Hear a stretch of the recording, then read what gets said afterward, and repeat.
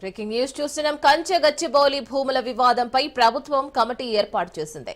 Deputy CM బట్టి విక్రమార్క, మంత్రులు Sridhar Babu, పొంగులేటితో committee ఏర్పాటు చేసింది ప్రభుత్వం. హెచ్సీయూ విద్యార్థులు, ప్రజా సంఘాలతో కమిటీ సంప్రదింపులు జరపనుంది. కమిటీ ఏర్పాటు చేస్తూ సీఎం రేవంత్ రెడ్డి ట్వీట్ చేశారు.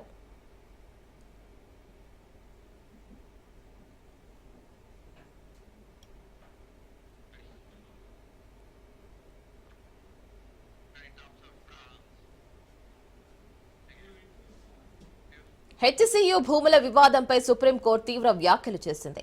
పర్యావరణ విధ్వంసం చాలా తీవ్రమైన విషయమని అన్నారు సుప్రీంకోర్టు. చట్టాన్ని చేతుల్లోకి తీసుకుంటారా అని తెలంగాణ ప్రభుత్వంపై ఆగ్రహం వ్యక్తం చేసింది. కంచగచ్చబౌలి భూముల్లో చెట్ల నరికివేత సహా అన్ని పనులను తక్షణమే నిలిపివేయాలంటూ స్టే ఆదేశాలు జారీ చేసింది.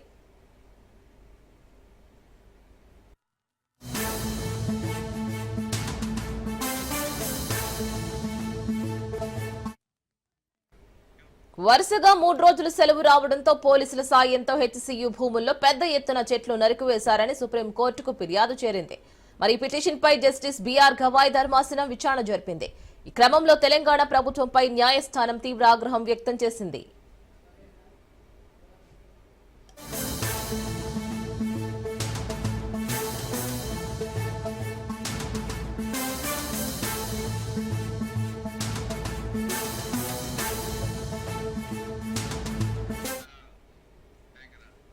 అంత అత్యవసరంగా చెట్లను నరకాల్సిన పరిస్థితి ఎందుకు వచ్చింది?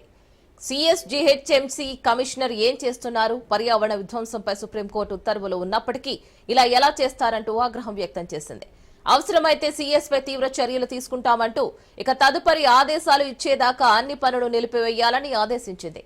ఒకవేళ ఉల్లంఘనలు గనక జరిగితే సీఎస్దే బాధ్యత అని జస్టిస్ గవాయ్ స్పష్టం చేశారు.